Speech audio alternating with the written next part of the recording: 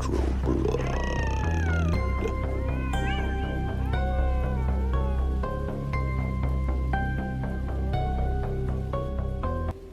Welcome back, everybody, to the Retro Blood as we continue our Halloween October 2025 series review, talking about one of the most hidden gems in the horror movie catalog of the 1980s and beyond.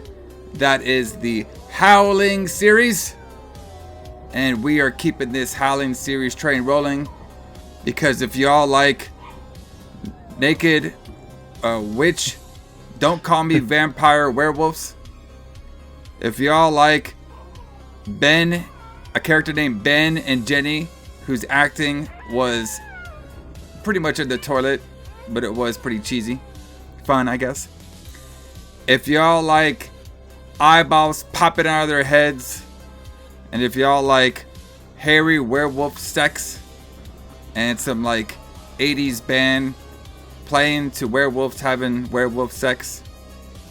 And if y'all like the great Christopher Lee making an appearance in this film, being a doctor of the occult to stop his evil werewolf sister from taking over the lands of the world with her nice playboy looking titties, then this is a review for you, brother, because the Retro Blood's talking all about The Howling Part 2.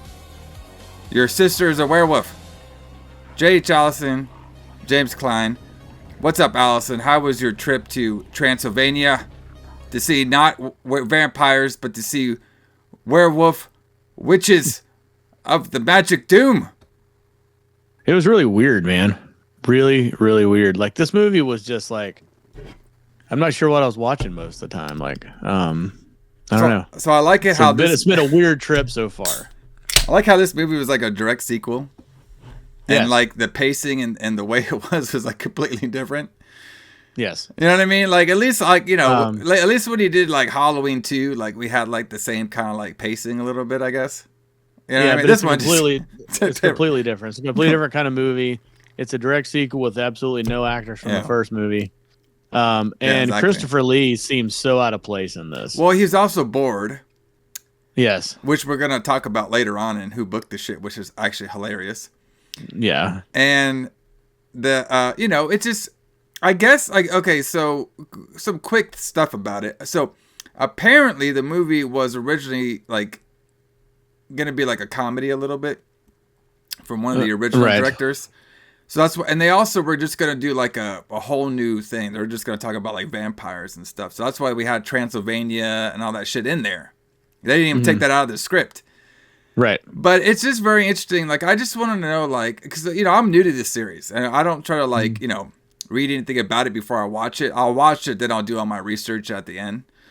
So I'm watching this thing and I'm like, I was just kind of semi-surprised because, okay, we're in 1985, all right? And I get it where there's a point in the 80s where everything comes a little bit more cheesy. You know what I mean? Like, you know, we've done that in the show many times where we'll review like a very serious movie and then the next review will just be some cheesy stuff. You know what I mean? Some grindhouse shit or whatever. Right. You know what I mean? So, but like, it's kind of interesting to see a franchise already pivot to the cheesiness. You know what I mean? Well, yeah, it's a completely different kind of thing. Like you just said, it's hard to describe if you haven't seen it, but it's more like, I mean, the first one had some humor in it, whether it was intentional or not. And I wasn't sure if this movie had intentional humor or not either. Like, I can't tell if it is funny, but I can't tell if it's intentionally funny or not. But it just looks different. It feels different. Yeah. The werewolves look terrible compared to the ones in the first movie. There's reasons behind it, which I can kind of defend, but it's like, it just kind of, basically what happened with this one is it's a lot of poor planning that went involved with it that we'll talk about. But like I said, the only thing I could think of off the top of my head where a franchise kind of just takes like a left turn in the sequel is Texas Chainsaw Massacre 2. I mean, that was way different than the fucking first one. Right. You know what I mean? Like, we're going in the other direction already. We're not letting it simmer of how we did things at the original one. We're just already going somewhere different. Right. So it's pretty fun. But like, yeah, there's a lot to talk about when it comes to making this one. It's kind of fun. But I always appreciate seeing Christopher Lee. I mean, this guy, like, almost all my favorite old school vampire movies have Christopher Lee in it. Yep. All right. You know, there's 1,000 ones you could talk about, but my favorite is always going to be Dracula AD. All right. Oh, yeah. Yeah. No, was it? Yeah. That's a great movie. Yeah. 80, 1974 AD. Yeah. 1974. Yeah. One of my, God, it was good. One of my favorite ones, when I did an old podcast, is one of my first reviews I did because I loved it so much. Maybe we have to bring that on the Lights Out sometime, talking about that. That's what I was gonna say. Like, we should do it. We should do it on Lights Out. Maybe next time we do a Vampire Month, we'll do that. Yeah, because you know those old school ones, man, especially with Christopher Lee and stuff in there, very very good. You know, and it's also fun too. Like, you know, Christopher Lee. We could talk a lot about his career, which is extensive. Not only his movie career, but his war career too. You know what I mean? Yes. Very interesting. Yeah. Very interesting guy. You know, he's a very interesting guy. And it's crazy to think that Gandalf, all right, before he was wasn't he Gandalf? No, he was Saruman. Who? Saruman. Who did he ever beat? Well, he beat Gandalf once. Which one was Gandalf? Not the second time. Gandalf was the guy that played Magneto in the X-Men movies. Oh shit. Okay. Wait, but they're still okay. You know, all the Lord of the Ring people are gonna be like, this fucking idiot. I don't know anything about Lord of the Rings. He was he in Lord of the Rings? Yes, he played Saruman in Lord of the Rings. Well, okay, so Saruman is better than Gandalf, or no?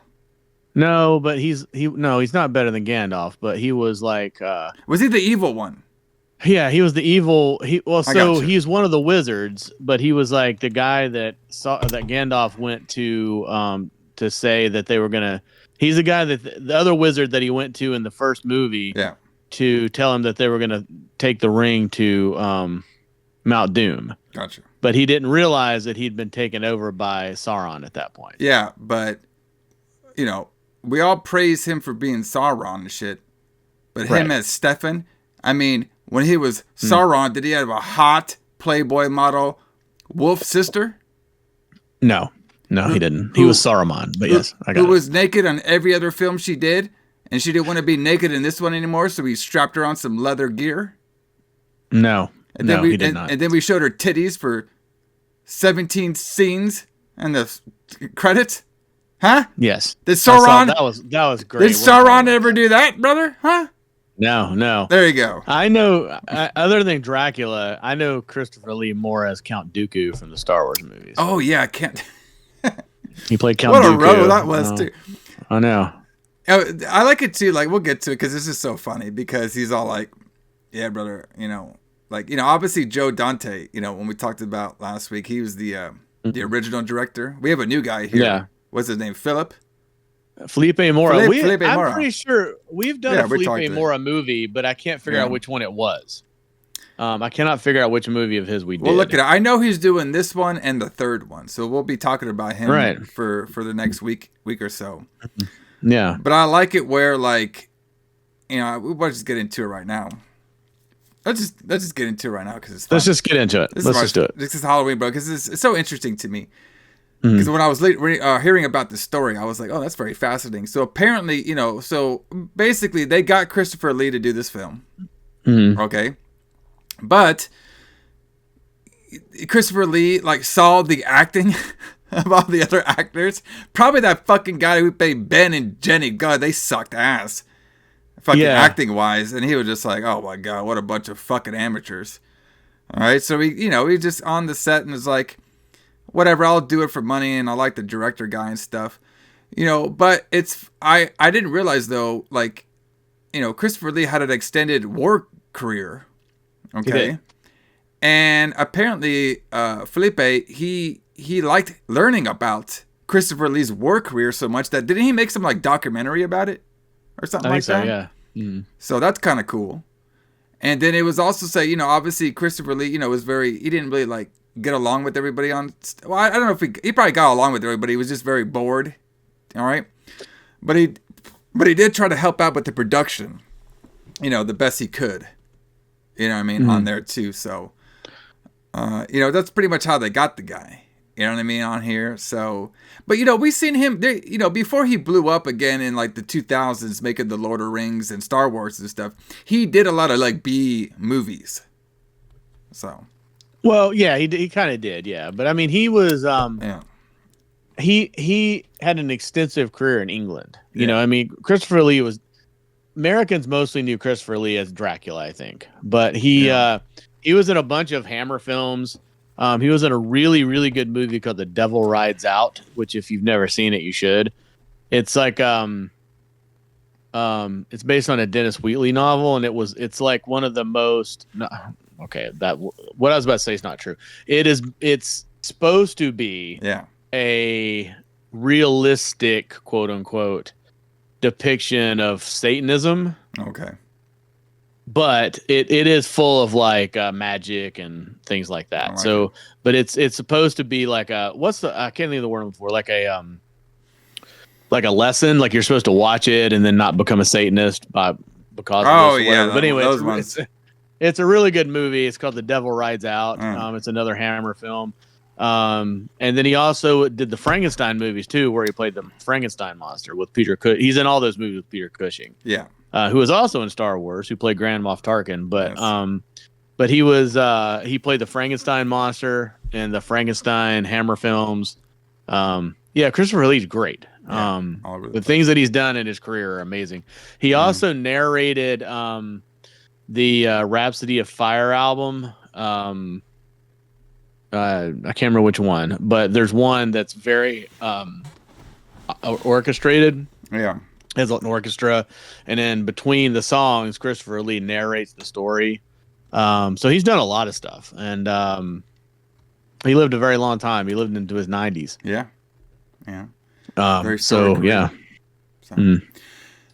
everybody, we'll get into more of a who booked this shit. But I just wanted to talk about the Christopher Lee stuff, because anytime I see him come into the 80s and on here, it's always a pleasure. You know what I mean? We don't get to talk about him too much because. I think this might be the first movie we did that he was in that we reviewed. Because I don't know that he did. He hasn't done a lot of stuff in the 80s that we've talked about or that we will talk about. Well, I'm sure we probably will. Yeah, because his project after this that was kind of like in the vein. I know he did Gremlins too, but that was in like the early 90s. Mm-hmm. All right, and I do like it where like when he went to Gremlins 2, because Joe Dante, who directed the first movie. That we did last week. He goes to Joe Dante and says, "Hey man, I'm sorry I made that Howling II shit. That shit sucked, brother." All right. Yeah. Because you could tell that he's just like, I do not want to do this. I do not want to be here. He was like kind of bored, man. Like, like he didn't do like his character was, obviously he did Christopher Lee's like speaking and mannerisms. But like you could tell that he wasn't like really getting into it. You know what I mean? Like you could tell like he wasn't like gonna go full board with his character that was in this one. Right. Yeah, it was. To me, it just looked like a professional actor acting with like a high school drama club or something. Yeah, man. Because it was like, there's a world of difference. Yeah. Like we'll talk more about that here in a second. But just like every Retro Blood, this one's no different. Our special October Halloween ones. I always love these Halloween reviews. You know what I mean? I know. Those are always fun.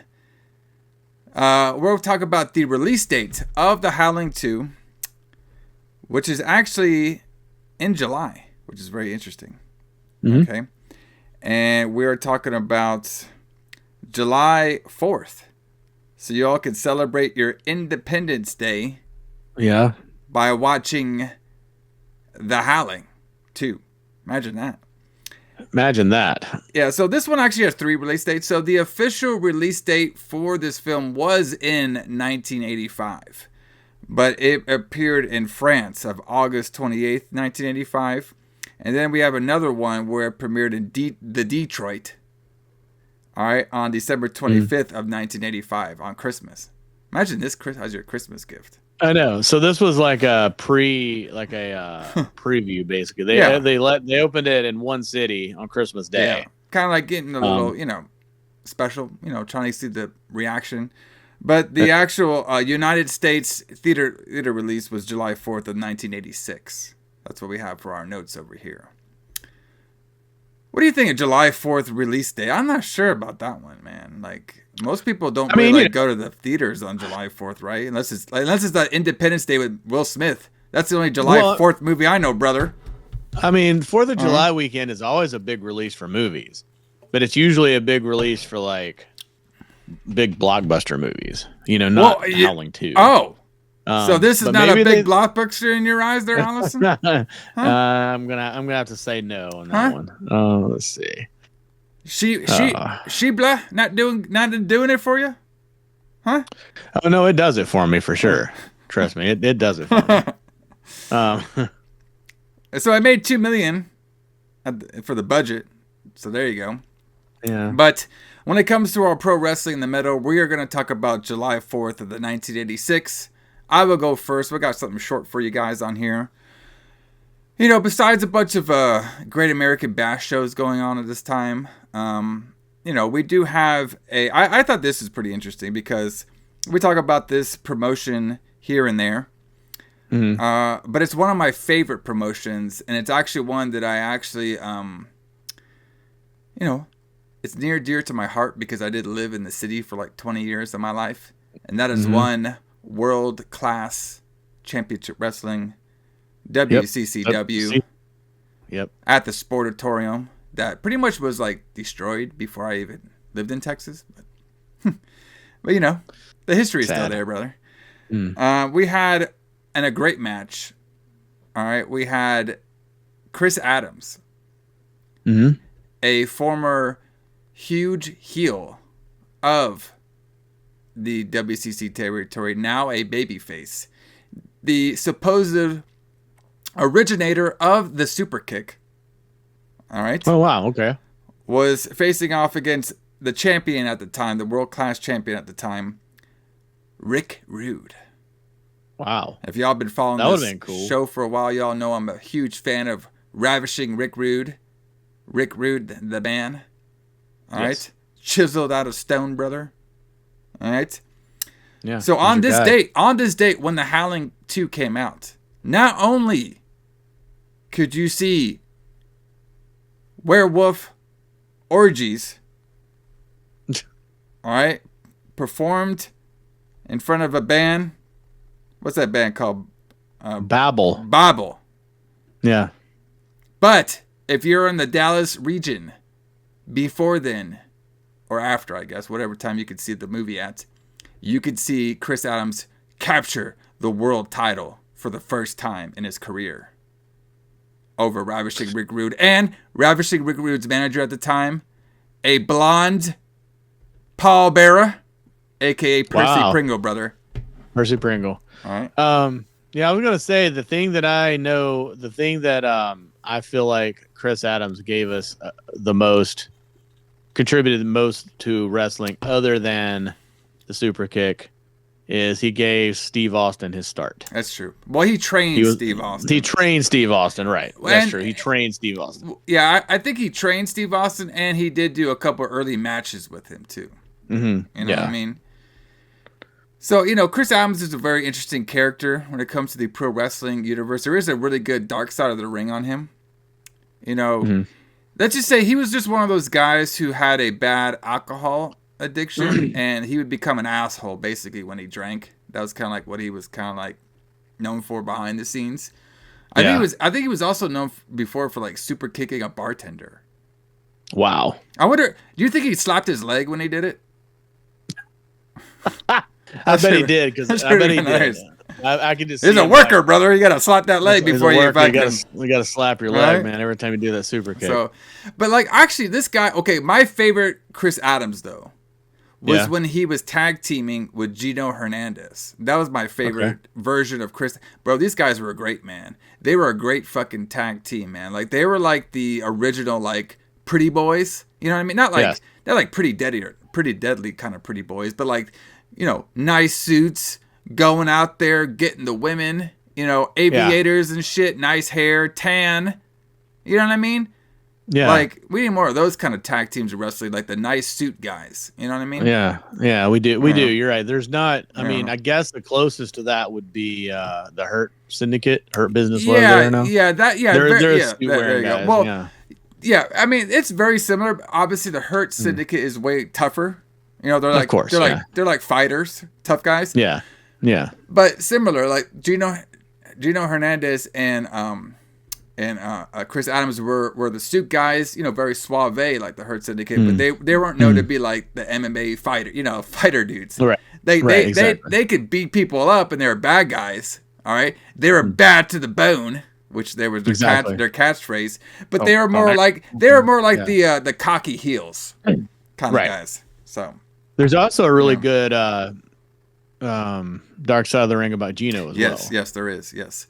Two of my favorites from World Class. Unfortunately, they both, you know, passed away, probably just due to their, you know, addictions and stuff. But really, really good episodes on them, and some of my favorite wrestlers. And you know, obviously, you know, Rick Rude, man.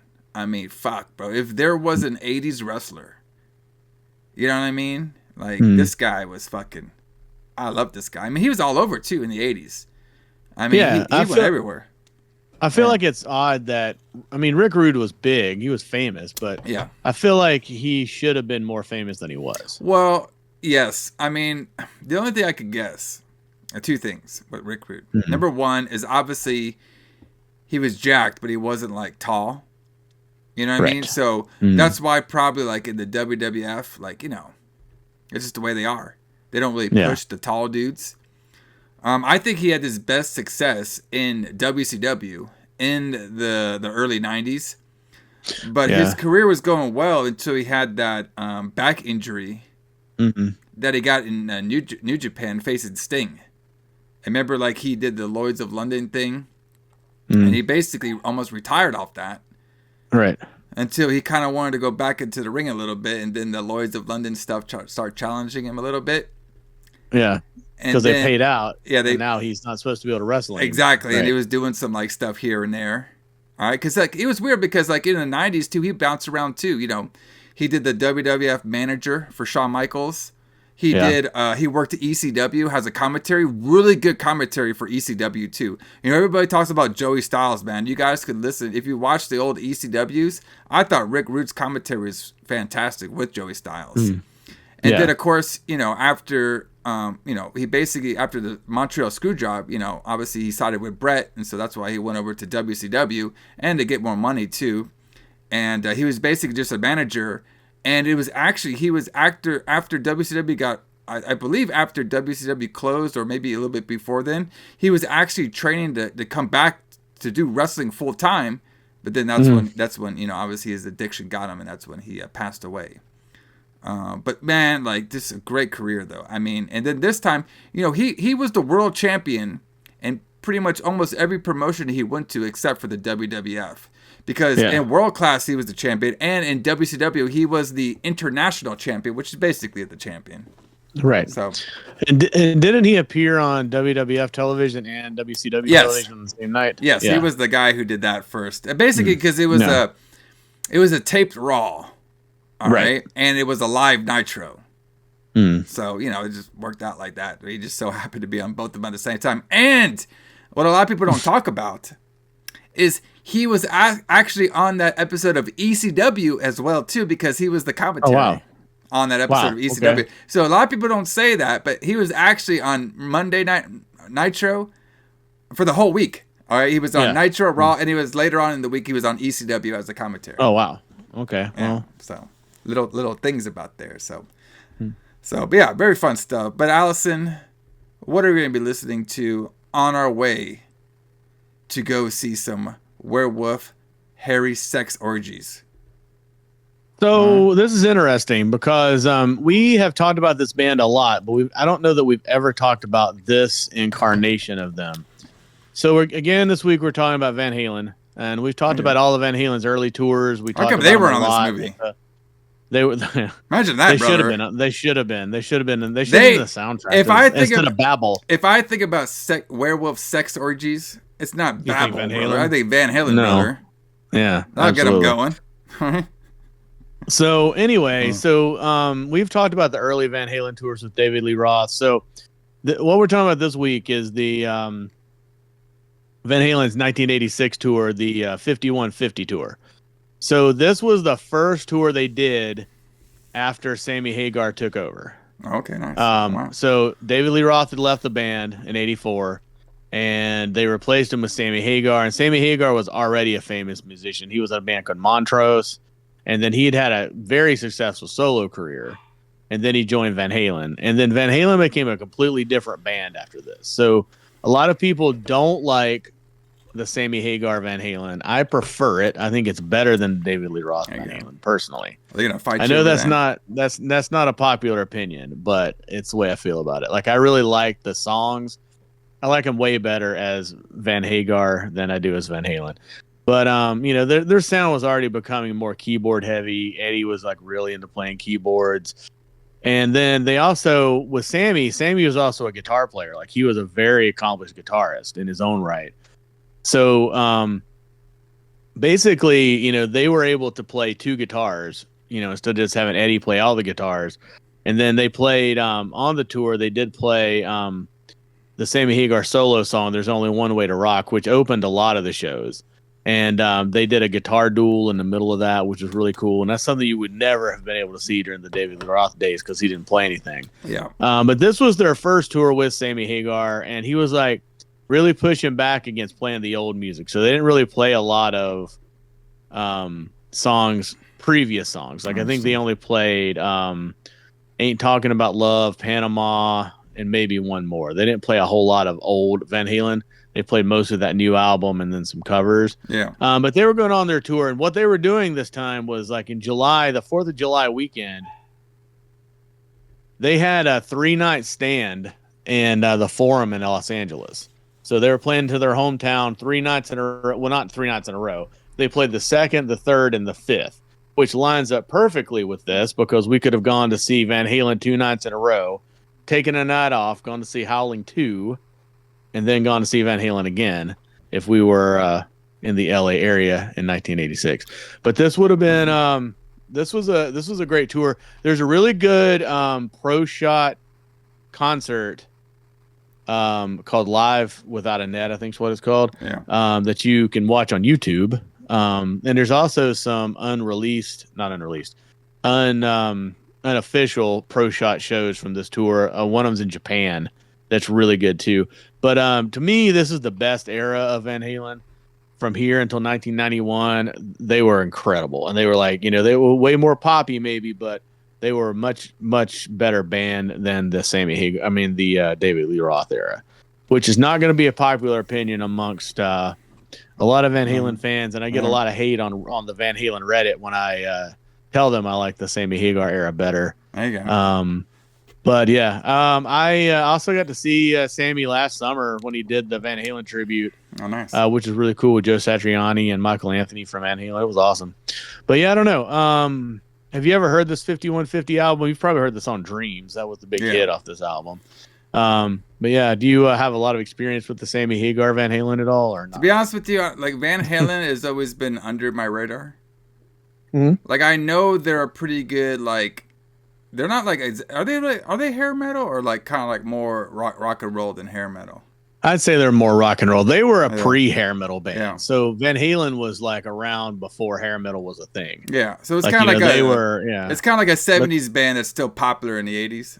Yeah, but they fit in enough that they were one of those bands that survived the switch from.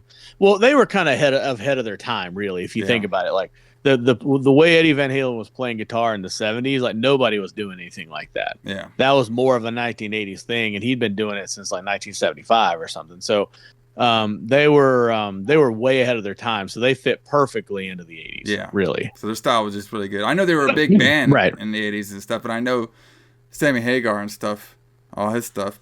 But yeah, like I haven't really listened to much of Van Halen unless we do some research on the show about it. Yeah, but it's not my super cup of tea. But it's all right though. But for all of our podcast listeners, we will play maybe a song from that show. That'd be kind of fun if I could find it. So, yeah, I'm sure we could. But yeah, I mean, obviously, you know, Van Halen, though, you know, one of the biggest bands going on at this time. And all I could think about is they were in Los Angeles and they did not help Ben or Jenny find these werewolves at all. What the fuck? I know. They should have shown up just to help them do it. Oh, come on now. Not this Barbie. What are they called? Baby? Babby? Babel. What a stupid name. Anyway. I know. They're a real band, apparently. I'd never heard of them before. Because originally I was like, for the music for this show, I'll just do a research on this band. And I'm like, nah. I couldn't find anything, bro. I popped them into my Apple Music and they weren't even showing up. Nope. Yeah, they didn't make a song for this movie, which I appreciate. It's called Howling, I guess. I guess so. I mean, it sounds all right, but you know, for like sex orgies, I mean, fucking, why didn't we get a hair band in here, brother? You know what I mean? Like, what the fuck? I know. I still say that the review we did for was it Black Roses? That was like that was pinnacle, like 80s, like mixing 80s music, made 80s bands with music is that movie right there, brother. Everybody check it out. Very early in the archives. Shit. Yeah. That's some good shit right there, brother. That was a really early Trick or Treat. Yeah. Trick or Treat was a really good one too that we did last year for Halloween. That was a good one, added music into the having bands, you know, be part of the show basically. You know what I mean? Right. So let's get into it. Let's get into who booked this shit. Yeah. All right. So obviously, you know, we had the Howling series. You know what I mean? Written by our boy Gary. All right. Was it Gary? What's his last name? Banner? Isn't it Brandner? Brandner, yeah. He wrote the novel that the novels. For the Howling, but and there's a couple interesting stuff going on here. Okay, so obviously the first movie, you know what I mean? Joe Dante, our boy, all right, out there in these college streets talking all kinds of shit about the Howling book and how he did everything way better, which I appreciate. All right. And so, like, obviously, you know, because of all that, and then there's some rights and stuff, you know, Joe Dante was basically out as being the director of the sequel. Okay. So here is the story, basically, of what's going on. Okay. Yeah. So it says, while The Howling was a financial hit, because obviously, you know, it got really good reviews and really big hit, you know, when it first came out. Producer Stephen Lang never saw any of the profits due to the poor financial standing of Avico Ambassador Pictures. Okay. Right. Which offset several unrelated costs towards The Howling and consuming much of the film's revenue in the process. Okay. So Lane had bought out co-producer Jack Crawford's rights, basically, prior to the first film's release. He proposed the sequel rights, but couldn't make a direct sequel to the original film as those rights belonged to Avico Ambassador. All right. As Lane was determined to turn a profit for his participation in The Howling, he entered into a deal with Hemdale Film Corporation. Have you ever heard of Hemdale? I've heard of that. Yeah, I've heard of Hemdale before. Yeah. So apparently, though, Hemdale, they promised him a certain budget, right? But they basically did the old wrestling, indie wrestling promoter gimmick where you'll promise to pay the booking fee, but we don't know if we can actually make that booking fee when you get there, kind of deal. You know what I mean? So let's just say they promised him a budget, but that wasn't the real promise. Okay. That's not what actually happened. Yeah. Yes. So Philippe Mora, all right, became involved. Let's see what he did. I mean, you said we did something from him before. I thought we did, but I can't figure out what it is. He did The Beast Within, but we haven't done that movie yet. Let me see if I can look up his things right here quick. I mean, the name sounds familiar, but yeah, I swear we've talked about him fairly recently, but I can't pick the movie that we did out of the movies that he's done. Okay, so he did in the 80s, The Beast Within. All right. Yeah. The Return of Captain Invisible. All right. Yep. A Breed Apart. All right. Communion. That's what it was. Communion. Wait a minute. Yes. wait a minute. How did we forget that?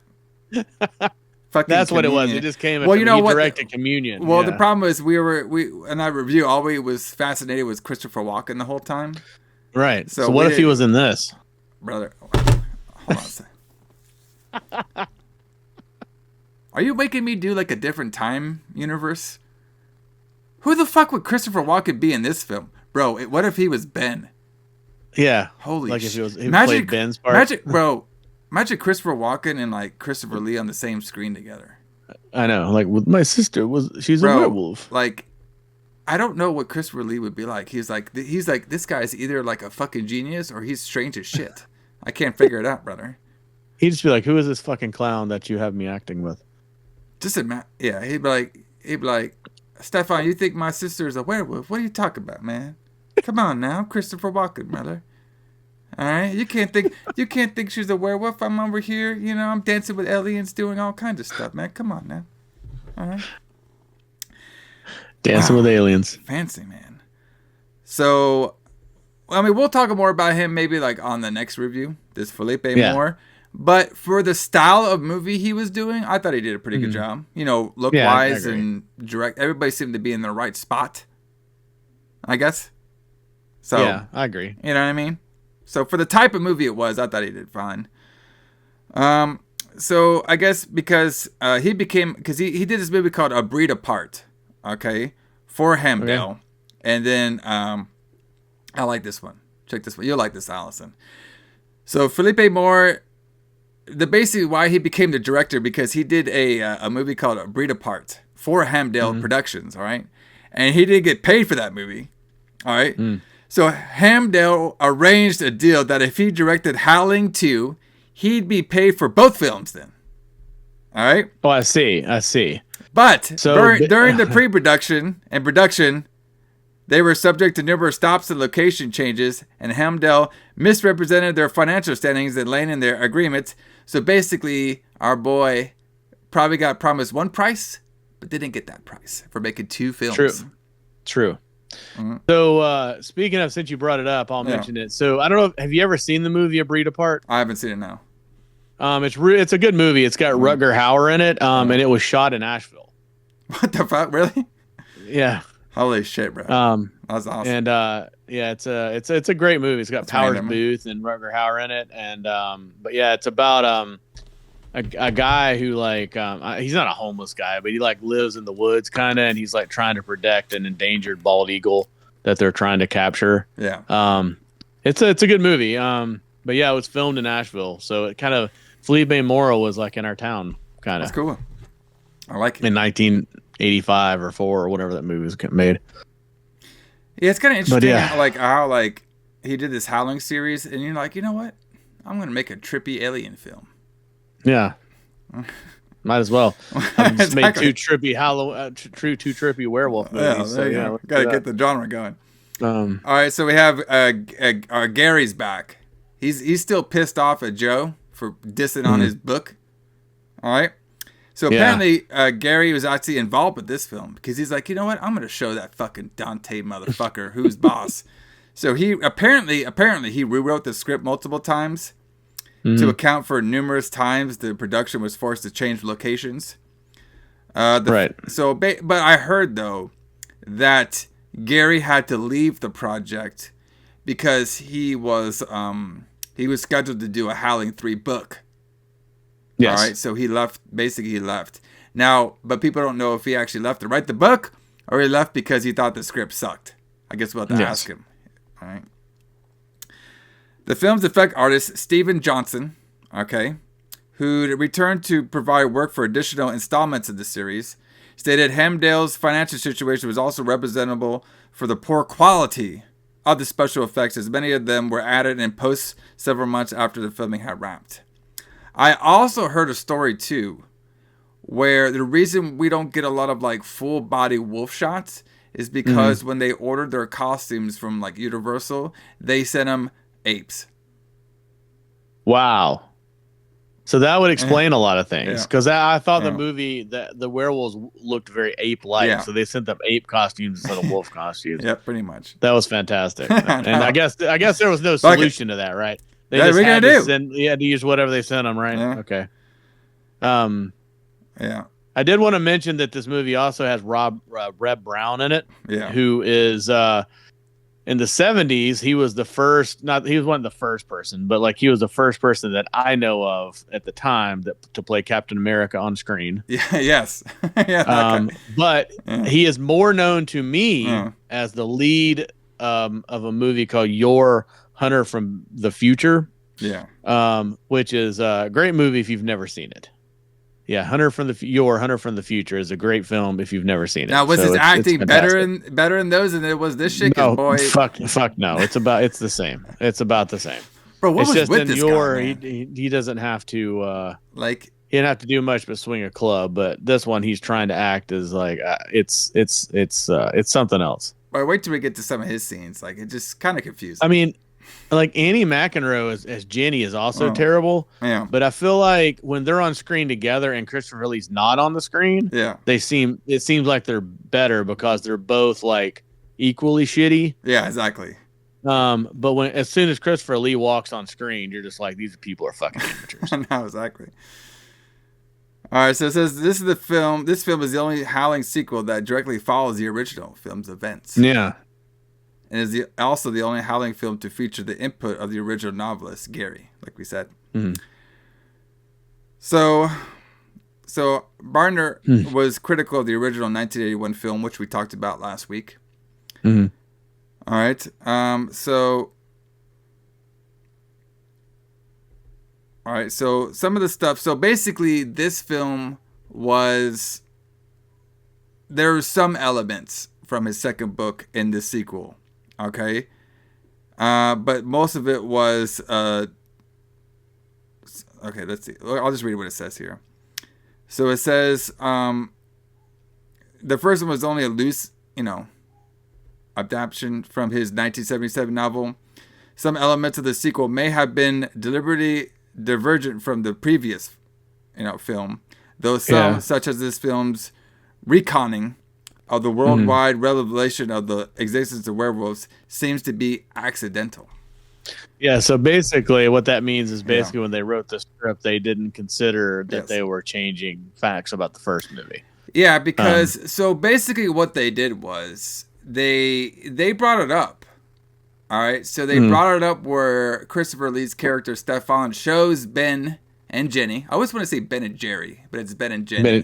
Ben and Jerry, yeah. He shows Ben and Jenny this secret footage of Ben's sister Karen White getting shot in the studio. Right. But they're basically saying that it was recorded but not aired. Even though in the original film we could see thousands of people watching the film live on television. Exactly. Okay? So we just we did something where we forgot. We forgot. Yeah, we forgot. Yeah. It's okay. We just forgot, brother. It's not our fault. Okay. So obviously that band, Beto, was in this. All right. What's that name? What's it? Beto? Babel. Babel. That's a stupid name. Babel. Yeah, that is a stupid. All right. They're new wave, I guess, which I like new wave. I guess so. All right. And in the credits, they're called a punk band, but this is by no means punk in my opinion, but whatever. It's probably punk to like Hollywood people who don't know what punk is. So Stephen W. Parsons, he also did the soundtrack to this film too, and they did the song that you could hear a lot of different scenes of it was called The Howling, which the song wasn't bad, but I don't know. I would have put it's also not good. I would have put like a hair band for this one. You know what I mean? Like new wave. I mean, if it maybe they got booked already because it was supposed to be kind of a vampire film. I could see new wave with vampires more than I could see with like werewolves. You know what I mean? Yeah, I completely agree. Like The Hunger. Yeah, exactly. Yeah, exactly. Well, yeah, that style.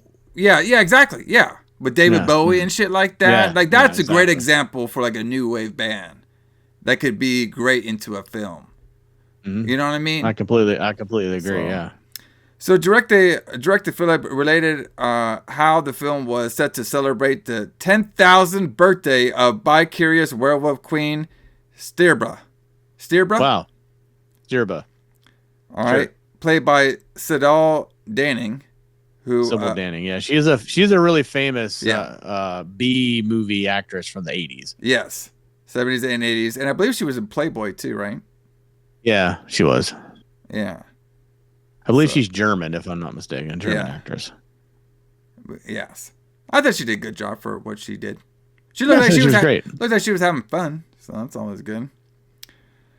All right, and this was also he also got the inspiration for this style from it's called like new wave eroticism.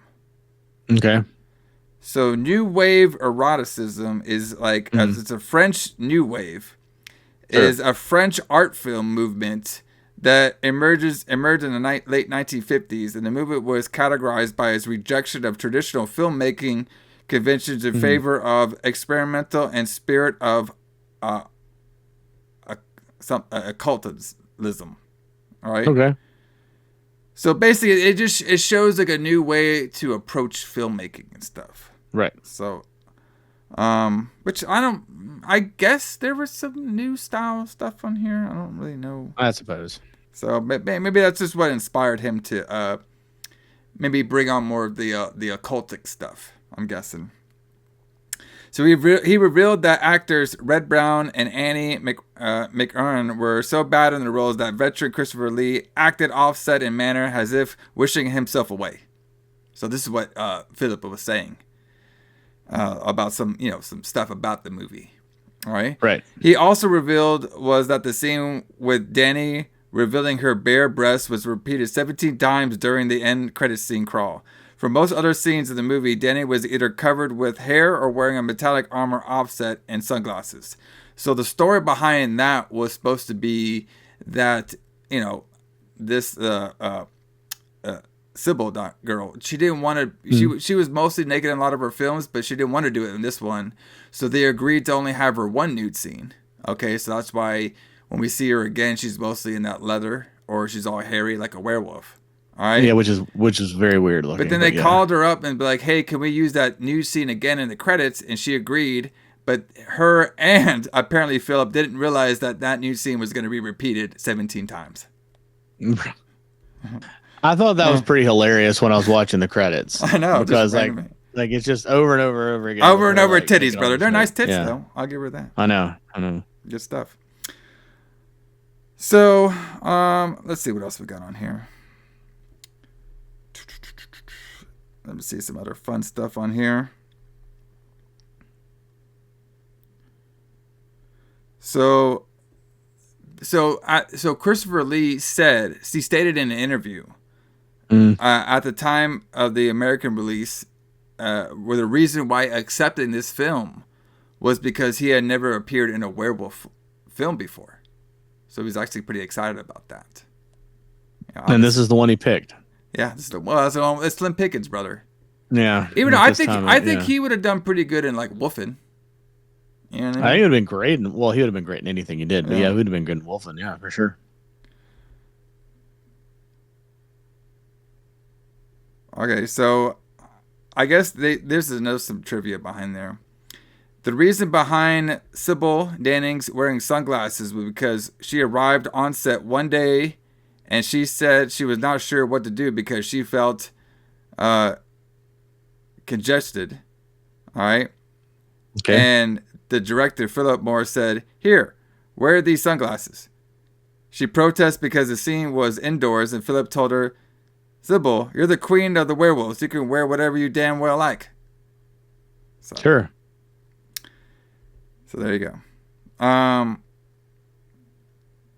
So the stuff I was talking about earlier, okay, that I thought was pretty fun. All right. So director Philippe Mora didn't know that Sir Christopher Lee was a war hero. All right, in Czechoslovakia. All right. This was not something he was allowed to talk about, but during World War II, he was part of an intelligence agency. And so when they showed up to the film, this movie in Czechoslovakia, he was greeted basically with the hero's welcome at the airport when they arrived. That's when Philippe first found out about his past and how he had been involved with killing one of the top Nazi officials. Reinhard Heydrich and everything. Philip couldn't believe one day he took Philip to Prague to visit a church. He remembers Sir Christopher Lee saying, "Dear boy, please come with me, all right, and let me tell you about what I've been seeing." And then he took Philip inside of the basement and proceeded to tell him a story about how this was a place where people had been trapped by the Nazis and some very terrible things occurred there. It was such a profound moment for Lee because he realized just from where Christopher's grievances came. He had seen true horror firsthand in real lifetime.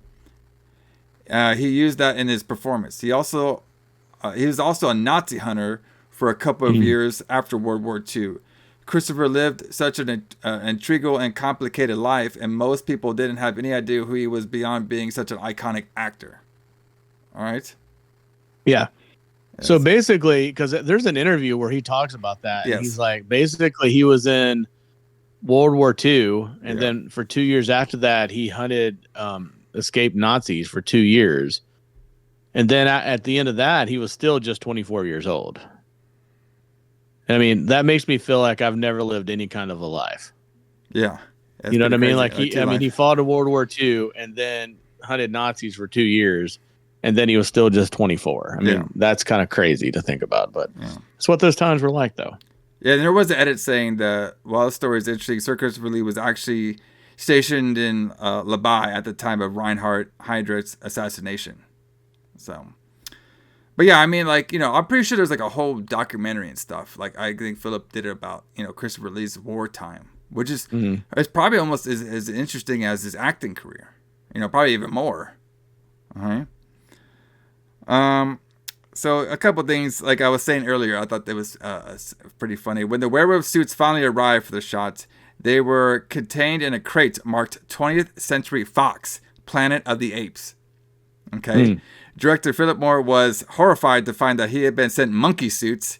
He quickly contacted a producer who replied, "You're talented. You'll make it work." What does that sound like? Bro, I like these like B style like or movies and stuff. It's very like a wrestling show. Oh, you didn't get the right thing. Oh, you'll make it work. Yeah, just figure it out. All right. Figure it out on the fly. So Mora tried to get his point across that the monkey suits were impossible to pass up as werewolf, only had the producer hang up on him. There you go. Stuck with monkey suits, Sir Christopher Lee overheard the dilemma and came up with the idea to help make the ape-looking werewolves work with the improvised line. The process of evolution is reversed. Director Philippe Mora loved the idea and said that this movie became noted by one critic for being the only werewolf movie to have the phrase man, monkey, wolf. Weird. So basically, what they did, which you could kind of see, is, I guess before you become full wolf, you look more like a monkey. I guess. Yes. But, I mean, in this movie, they certainly did look like monkeys because they were monkey suits.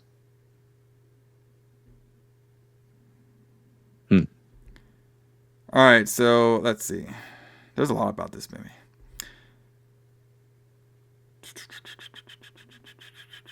All right, so according to director Philippe Mora on a recent commentary, when the crew arrived in the Soviet-controlled Prague, he asked the local authorities for a location to shoot the werewolf lair. To his surprise, he was taken to a Catholic church and was shown the church crypt. There you go. So yeah, this is your werewolf lair. He loved the location, but felt uneasy about doing scenes that contained nudity and killing in a church. So he went to the priest to tell him about what they were going to do, and to much of his surprise, the priest gave his permission.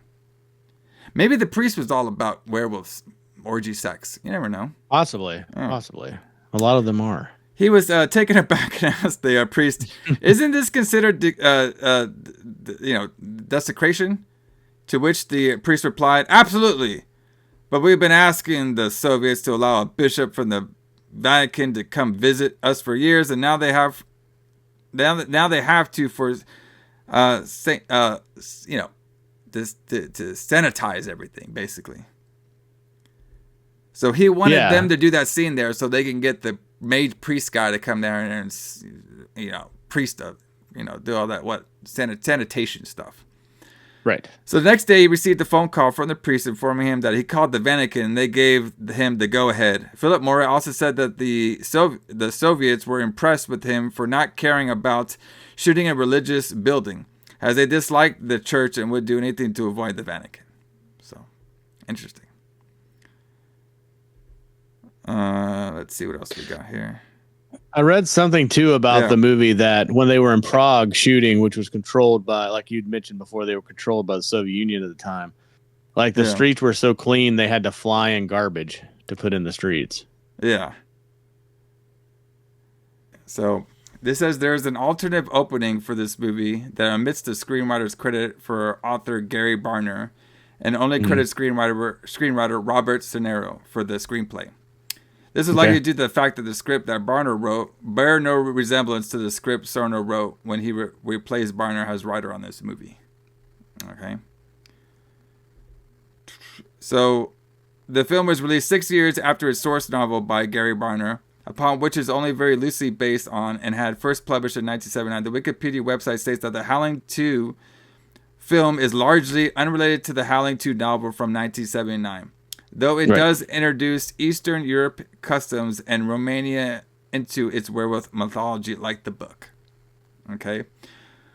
This movie also too has a alternative title called Howling II Sheba, the Werewolf Bitch. I believe it was. All right. I guess that's even worse than My Sister's a Werewolf. Yes. So I don't know. I mean, I kind of like that one, but obviously that's more like an under. That would be like if this was like a B-side movie. You know what I mean? And the undergrounds. So there's a couple more about the interesting making of this film.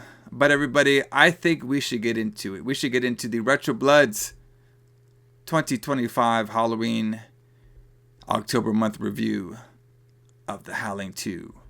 Let's do it. Your sister is a werewolf. Yeah, let's go. Party time. Ow!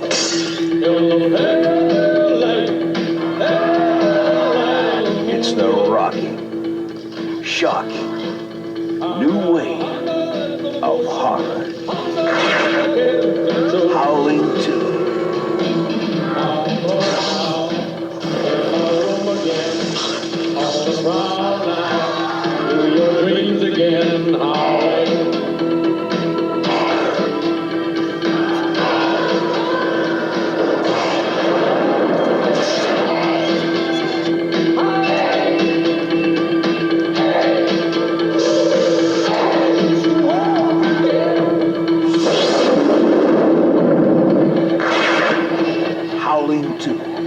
It's not over yet. All right, so we start off with our boy Christopher Lee reading to us from his Christopher Lee cult werewolf Bible. Yeah. About evolution and creation, and it sounded really cool because it was coming out of his mouth. Exactly. Maybe I'll play a little bit from here if I can find it.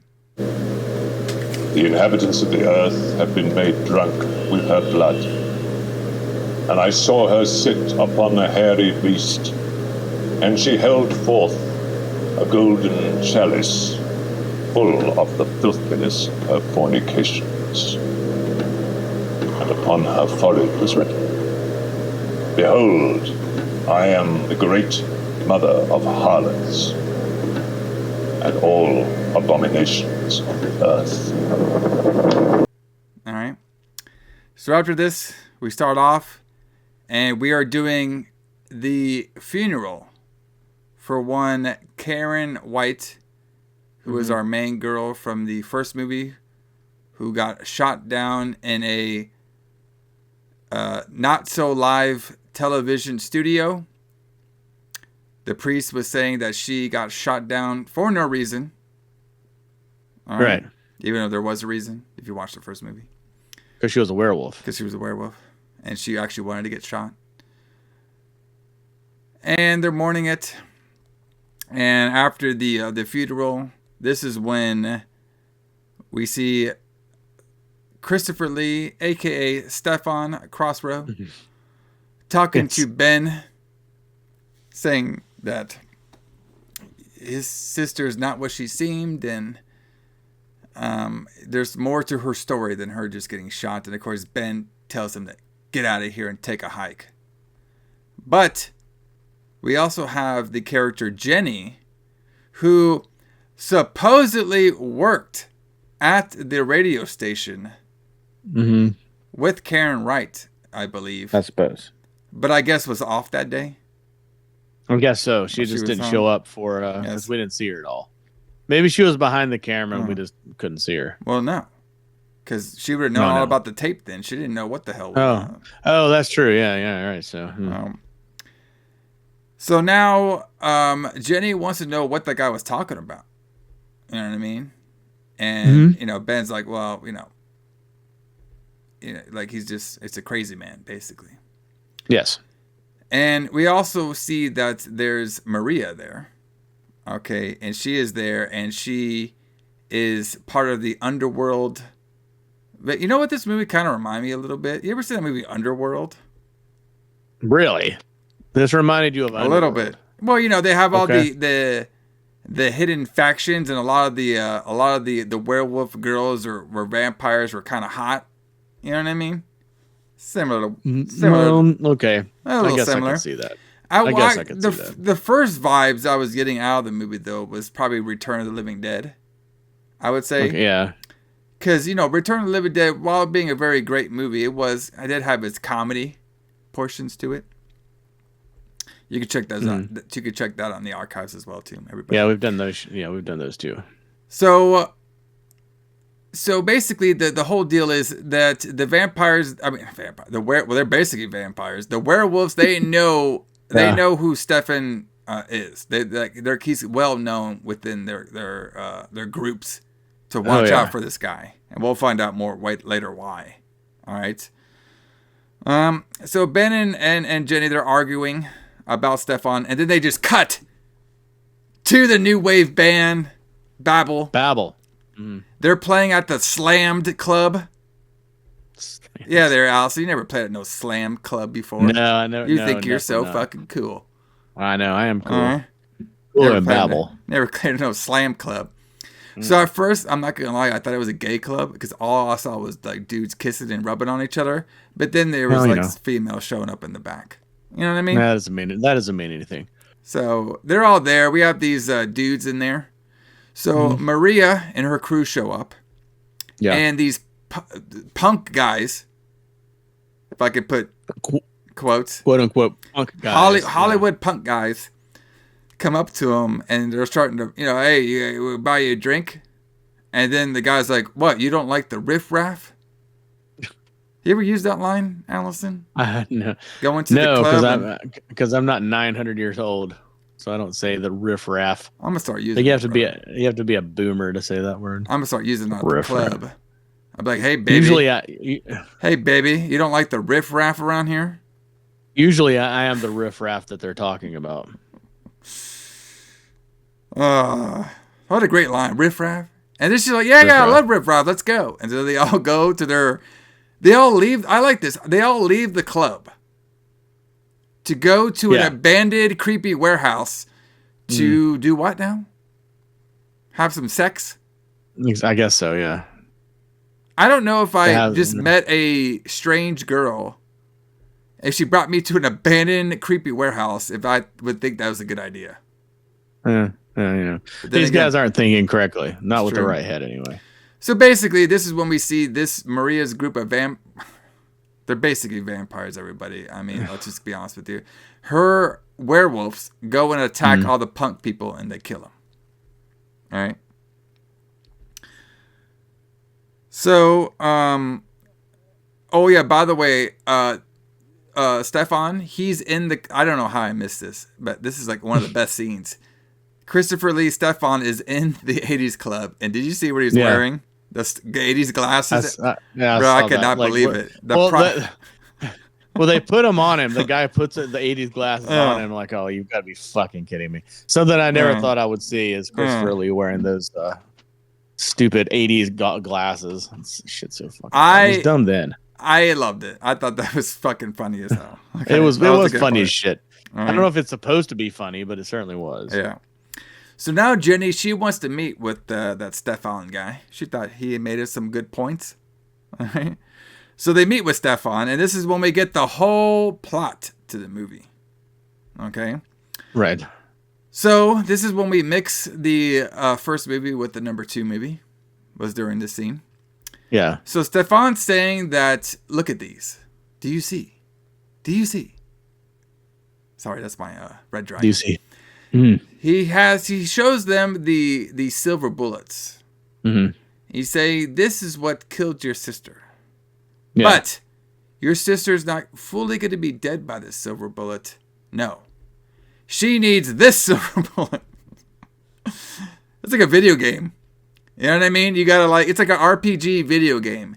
You got this one, you unlocked this one magic code to beat the villain, but guess what? In its second form, you need this magic weapon to kill the victim. Because apparently in the Howling lore, which I'm not sure if this is true in all werewolf stuff, the silver bullet will injure the werewolves, but it will not kill them. To kill them, you need titanium.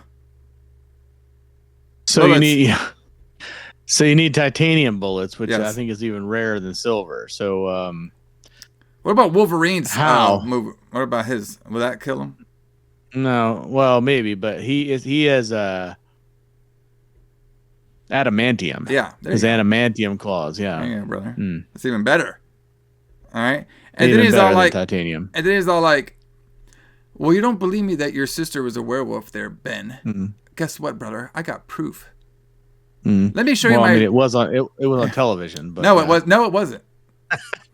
What the hell are you talking about? Sure. It wasn't on TV. Right. So what happened was... See, what happened was it did air.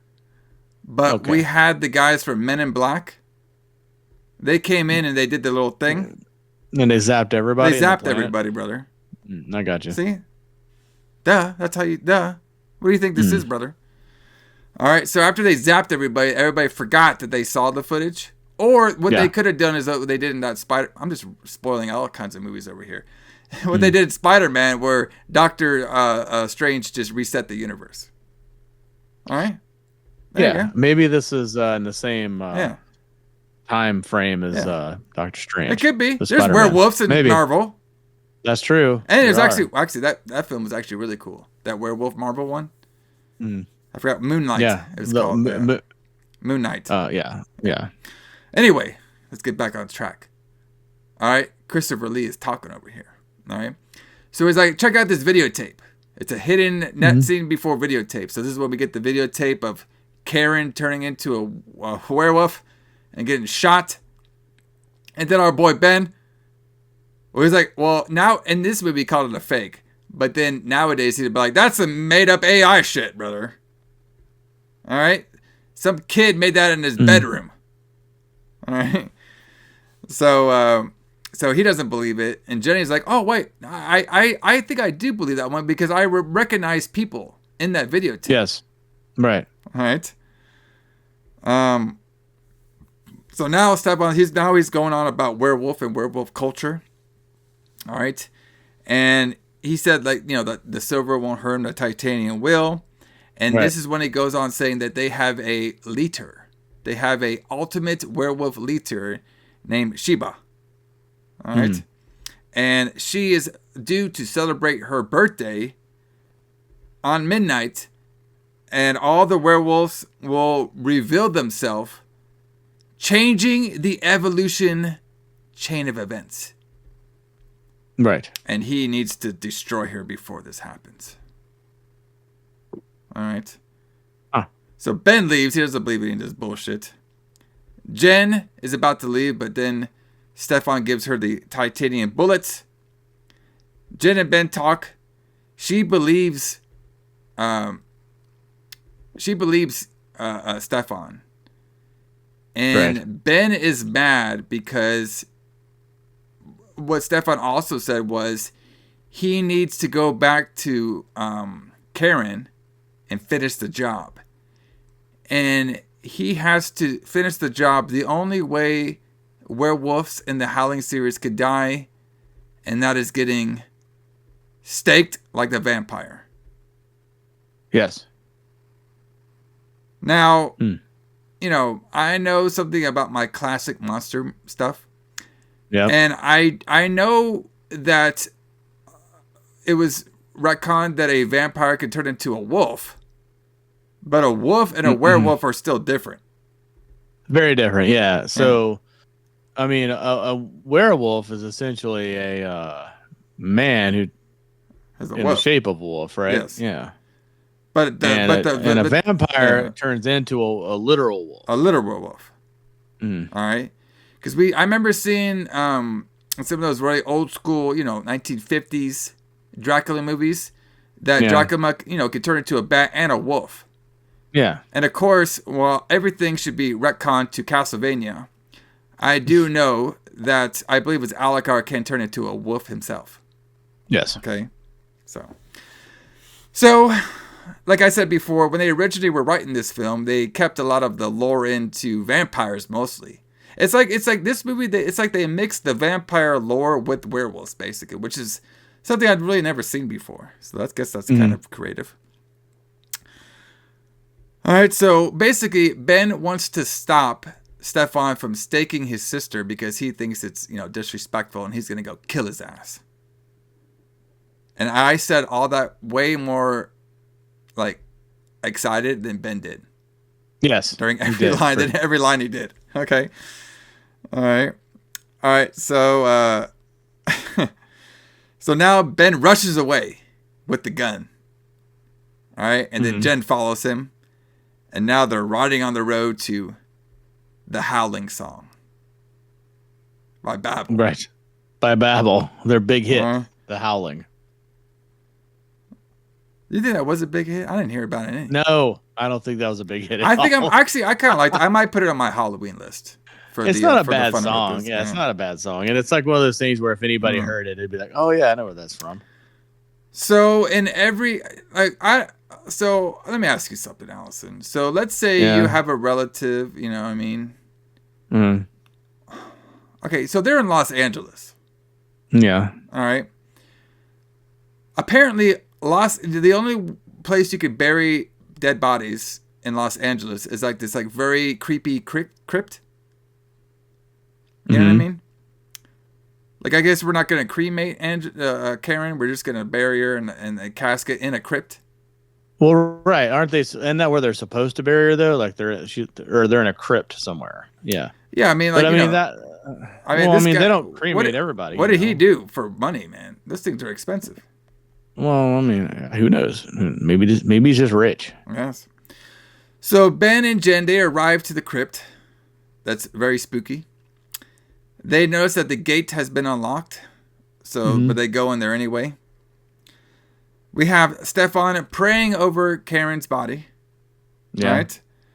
And then when Ben and Karen, when they're walking through, Ben and Jenny are walking through the woods, they keep hearing sounds, and Ben's like, "That don't sound like werewolves," or they don't sound like wolves. Yeah, sure. All right. So they're walking around. Stefan's still praying. A werewolf comes to get them, and then Stefan shoots his ass and kills him. Because remember, they got loaded up with the titanium bullets. Yeah, so now they're ready to go. So Stefan is about to stake Karen to finish her off, but Ben stirs up and stops him. Yeah, like she's a vampire. Yeah. Yeah, you got a problem with that? No, I have no problem with it at all. Apparently they're the same things in this movie. All right.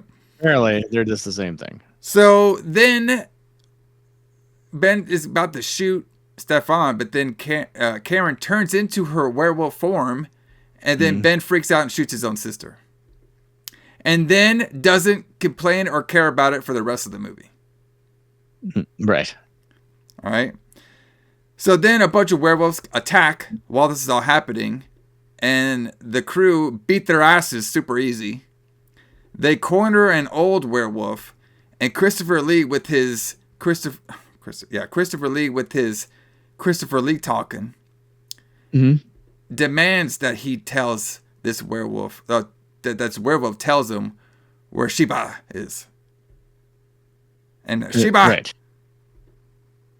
the werewolf, if he doesn't tell Christopher Lee where Sheba is, he will not rest for all eternity. And so this guy caves and says she is in the dark lair. Yeah. The dark lair. Or the dark country, my bad. She's in the dark country. Mm-hmm. And then he stakes him, and then that guy dies. And this is when we have the werewolf Maria. She's looking on to all this. And Alison, do you know where the dark country is? Transylvania. Oh shit! How did you know that? Did you watch the movie? Oh, you did watch the movie. Which is, I did watch the movie. Yeah. So somehow I was able to get through it. There you go. Strangely enough. So yes, the dark country is Transylvania. Gee, I wonder what they're known for. Vampires. I thought it was Dracula. I thought it was meat pie. I could be wrong. Oh, Transylvania meat pie. Yeah, brother. Yeah, it's a pretty famous one. So now Stefan is going to go look for Sheba. They both want to now.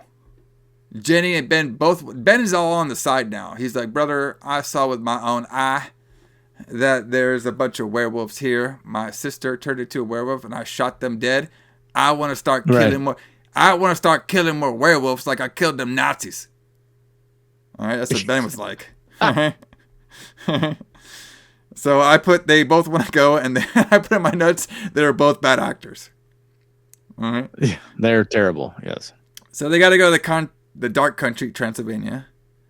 We see Maria gets there before they do. She goes by train because she's fancy, and she meets with this vampire in a suit called Vlad. Brother, drop my notes. Fuck, brother, this fucking werewolf's name is Vlad. Like, what Vlad. Is going? What is? That's the vampire name. What would be a werewolf name for him? Chad the werewolf. Is that a good werewolf name? Chad the werewolf. Hold on, drop my notes, everybody. Give me a second. Yeah, pick your notes up. Oh fuck! Shit, I keep dropping it.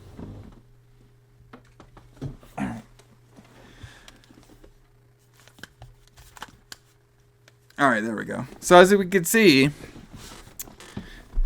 you know, we're just going with the script and just adding werewolves into it. Okay? So they match up necklaces and then she goes off. So Stefan, Ben, and Jenny, they drive. They don't have enough money to afford a train, so they had to drive to Transylvania. Yep. Or take a flight, then drive, I guess. And they get lost.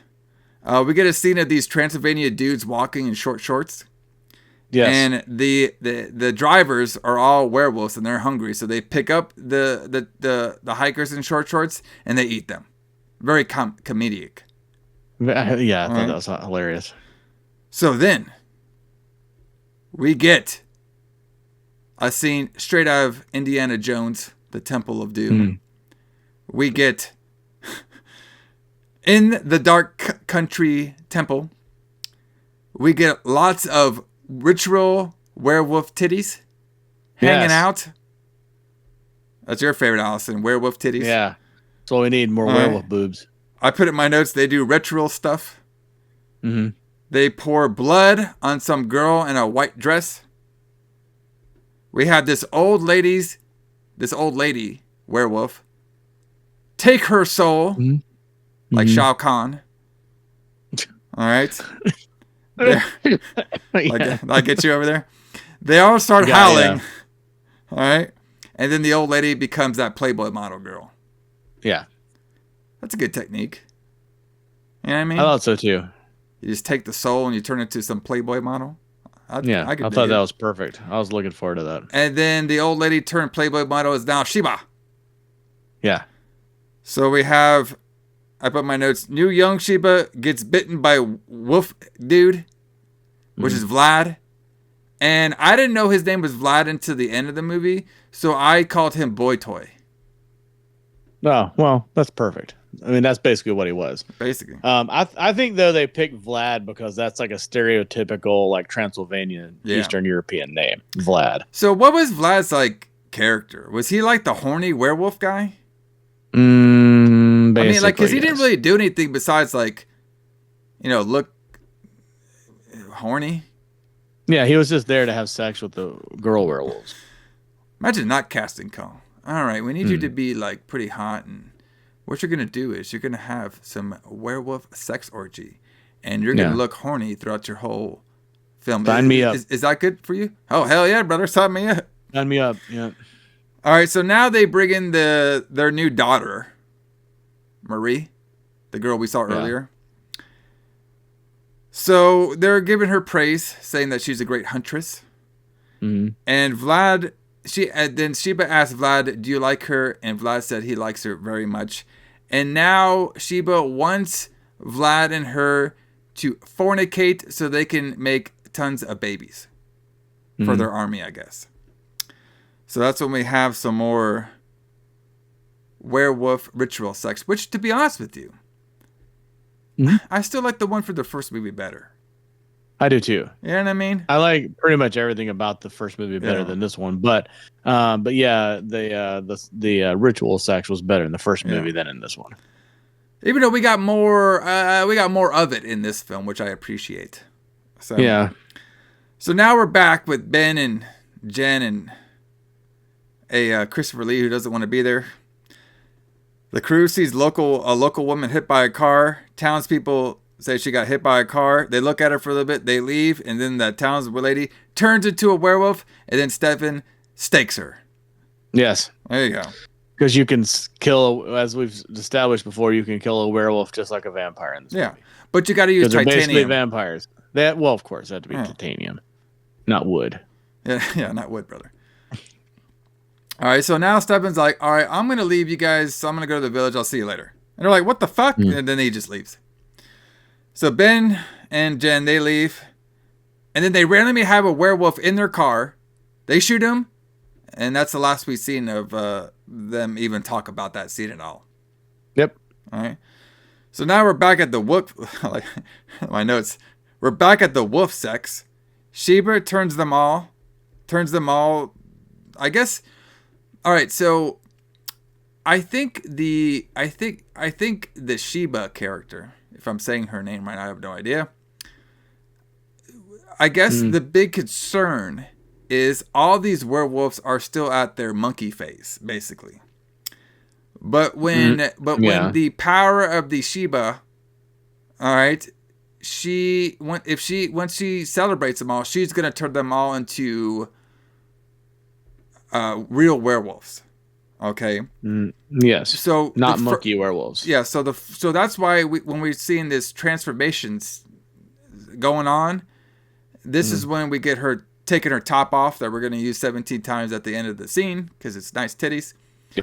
Exactly. And this is when we see her turning a little hairy, and everybody else all the other werewolves that's in the scene, Maria and Vlad, they're turning more into werewolves during this scene because the power of Shita is getting them more access to their evolution genes. Yes. Do I have that right? Yes, you got it exactly right. Did I dig good into the lore of the Howling II for everybody there? Yeah, I think you've got the lore down, so yeah. All right. So now, Ben and Jen are trying to take him to a hotel. Ben said they can get separate rooms, but Jen wants one room with the good view. Yeah. I love that. Oh, you don't say. Oh, what's going on over here? I know. Right. Like he was going to get two rooms, but no, she's just like, no, let's just get one room with a view. Maybe Jen's thinking about something else of Ben's. Maybe. What I'm talking about. So they all agree to get one room. All the townspeople are acting funny because, they're supposed to. So they get into the room. They all say, oh, yeah, the room looks good and it smells nice. And then Jen brought garlic. Because... Why, Alison? Because garlic stops vampires. Oh, it does? Because garlic stops vampires. Oh, it does. What vampires? We don't have vampires in this story. We have werewolves, Alison. What garlic will stop? Is it bad for their breath? I would have almost thought, if you had told me that this was originally a vampire movie and they just inserted werewolves in it, I would have believed you. Yeah, basically it is. Because it's essentially, they just wrote a vampire movie and put werewolves in it. And witches, I guess. Well, and there's a few witches, yeah. So they don't know where Stefan is. Then they start kissing out of nowhere. And I was like, were they a couple or something? Or what? She was just horny? I don't know what happened. I think they become a couple as the movie goes on. Yeah, right here. Yeah. Out of nowhere. Well, right. Well, maybe escaping death got them all hot and wild, brother. You know what I mean? Well, you know, escaping death together can, make you closer to somebody, I think. Oh, I like my notes. I put, they kiss and they're a couple. They even act bad being a couple. That's what I put. All right. And then we have Vlad, boy toy, out there dancing, and he's liking what he's seeing with them fucking. Hmm. All right, so now Stefan asks if they were followed by one of his little henchmen. Yeah. Tongo. Tondo? Yes. Tondo was his name. He's like a dwarf. He's a dwarf man, which I appreciated. All right, and he said, yes, boss. They were followed. All right, so now Stefan tells them, okay, good. They are followed by the forces of evil. And this is when Stefan introduces us to the crew. All right, he says, we have Toto over there, which you met. Yeah. We have Constantine, we have Lucas, and we have Marcelo. Each of them have had either a daughter, wife, all right, taken and killed by these werewolves. So they are our team. They are our cannon fodder for the movie. I suppose so. They're the people that are going to get killed. Yeah. And now Stefan's saying, listen, the ritual is going to be happening soon, but they're having some of this festival. And we need to keep a lookout for this girl named Mary. She's this newest vampire, and she's very dangerous. And they're asking, okay, well, if we're out here, how are we going to communicate with each other? Stefan's like, well, we got a puppet booth, and then you can always go back to this priest place, and we can communicate that way. What weird, but okay. All right, and Ben's like, well, what should I do then? He's like, we got to have some patience. Ben's like, I don't got no patience. I got to go out there and kill werewolf zombies, Nazis. All right. All right. So now he's like, all right, well, if you guys are going to go explore around, take these medals. They're going to protect you. Which they didn't protect them at all. No, that didn't work. That didn't work. Like, unless I missed something. I don't think it worked at all. No, that did not work for shit. All right, so then they go out to the festival. We have a big festival out there. We watch a werewolf puppet show. Yeah. Ben and Jen, they don't like the show, so they just go back, and then Jen just goes back, and they just go back up to the room and goes into the tub. And then we get a really weird scene of them like in the tub, and then Ben says, "Boo, honey," and then they start laughing, and then they cut it. That's like their like they did that twice in the movie. They did that here where they would do that, where they would say something and then laugh together, like they're off screen. Yeah. They did this scene at the end of the movie. It's very strange. Yeah, I think that's supposed to be some kind of like romantic interlude for them, but I don't know. Oh, my bad. Oh, you're saying I'm not a romantic? That's not exactly what I'm saying. I guess I'm just saying that I don't laugh off screen. It just didn't work in this movie. I don't laugh off screen with my lady. True. All right, so now we get more wolf sex. Mm-hmm. All right, I like it. All right, so now Jen reads about Transylvania and how they pronounce werewolf. Werewolves, something like that. The werewolf, yeah. And then she pronounced where they're located. All right, so we get text on the screen saying the following afternoon. Oh, okay. So we know this the next day. Yes. So we get to the festival. We see festival stuff. Ben's getting Jen a gift. Ben sees Mary. All right. Boy toy, aka Vlad, talks to the Mary, saying the great moon is going to happen tonight. Yep. All right. We have this old guy tells Stefan. All right. He sees the werewolves around. All right, and then he's like, hey, be careful because that Maria girl is deadly. So now Ben is following Maria and Vlad. All right. And they basically are following them up to like their werewolf lair. Yeah. All right. and they can. It looks like so while Ben's up there, he meets with Toto. All right, and they both go fall to try to get them. And it looks like I think they could smell, because it's weird because there's one scene before they get into like the werewolf lair where they they almost turn into their werewolf form. So it's like they could like smell like Ben and all them coming up. All right. So now the Toto gives he gives Ben some holy earplugs. I had to back this up and watch it twice. They said that's exactly what happened. That's exactly what happened. Well, how do you get? He says they're blessed or something, right? How do you get that? Is that like, how much is that like off Temu? I don't know. At least $5. But I just thought it was astounding that he gave him holy blessed earplugs. So like, Toto, he takes out the guard like that short guy in 007 did. Mm-hmm. All right. Yeah. And we get more bad lines from Ben saying, that's definitely a new kill tactic. Wow. Yes, he's terrible. And he delivers all his lines exactly the way you just said that one. I don't know if I could do his monotone. Let me try. Yeah. I'm Ben, right? Yeah. That's definitely a new kill tactic. Huh? No, you're still putting too much emphasis on it. Exactly. I'm too good for it. All right. So they stop. So now Stefan's okay. So now we find out in the werewolf lair. Don't call me a vampire lair. That the Sheba. This is when we find out she pronounces that their top priority is to get Stefan because Stefan is her brother. Oh.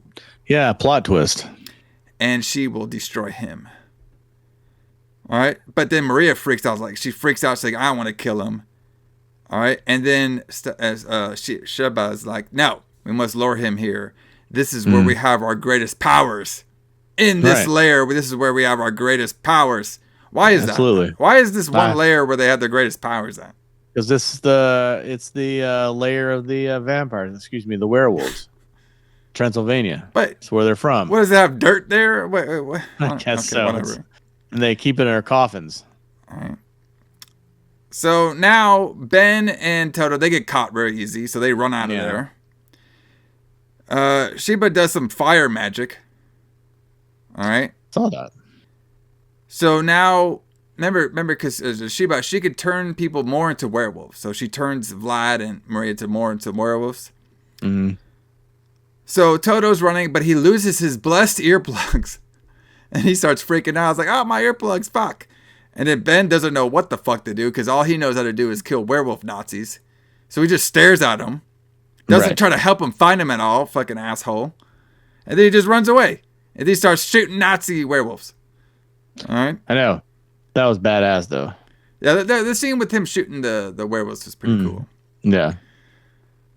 So now we have now we have Jen. All right, she doesn't know where to go, but so she gets one of the locals, traveler guys, to help her find Stefan and Ben. All right, and he basically is taking her he basically takes her out of the village. Yeah, and he was like a good guy at kind of like the beginning of the film, or kind of like when they got to Transylvania. But then now he's saying that he is hungry and he wants her. Okay? Yes. So now, since the Toto doesn't have his blessed earplugs, we see that Sheba is doing her like 1980s really cool 80s effect witch magic on him. Where she does awesome. The cape. Yeah. And like red and shit. And then he starts to glow. Yeah, and he starts to glow.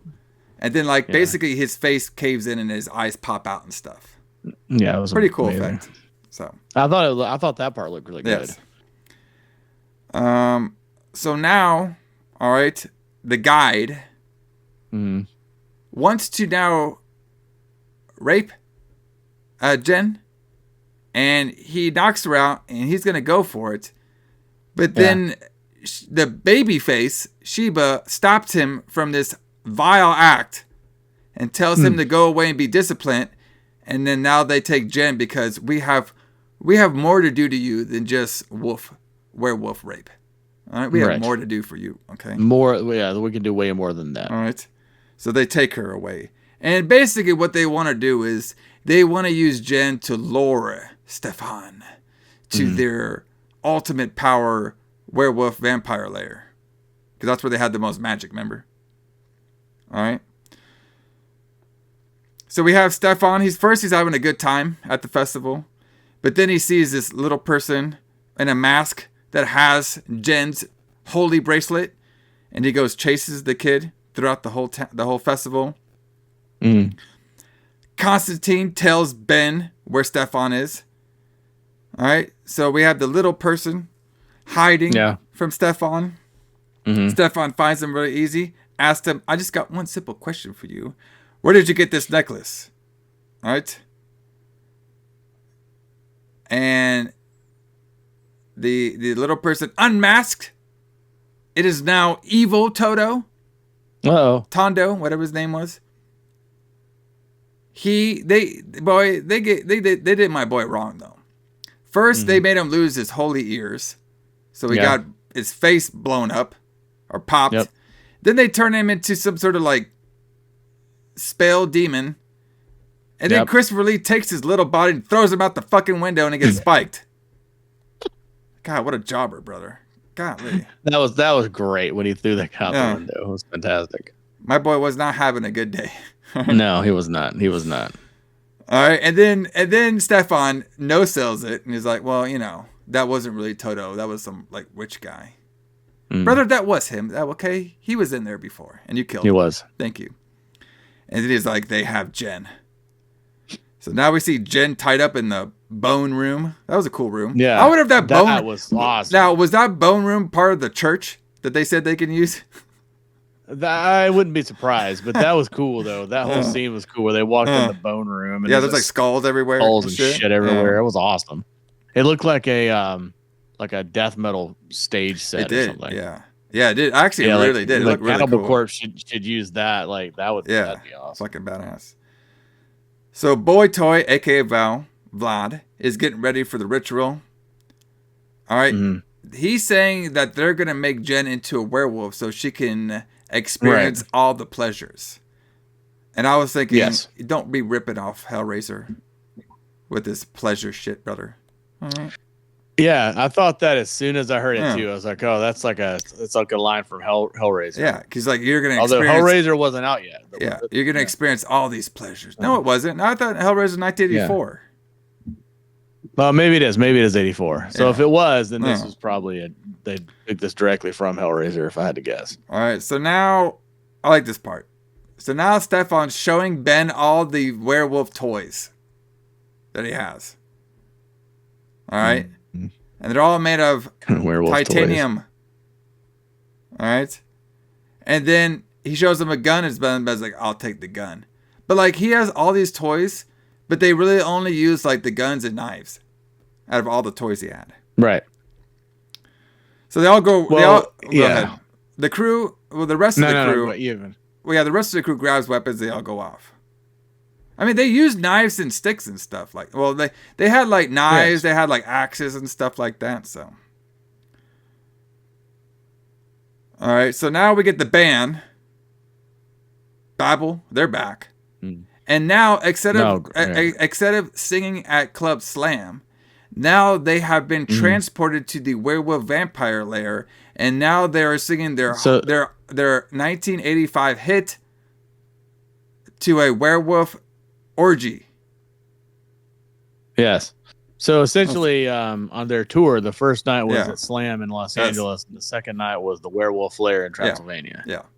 Essentially, yeah. And this is the scene. This is the scene I was thinking, like, brother, like you could have gave me any '80s hairband at all, any '80s hairband. I don't give a who it was, and that would have fit this scene more than just new wave stuff. You know what I mean? I agree. It just didn't. Brother. No, I think about dubbing it over. All right. I just don't like that kind of music anyway. Like that whole like, Yeah. mainstream new punk, wave, which became new wave or whatever. Yeah. I just think the scene would have been better with like at least a hairband. I don't know. It just would have been Mm. more. It would have been more 80s if they'd done the hairband. To be honest with you.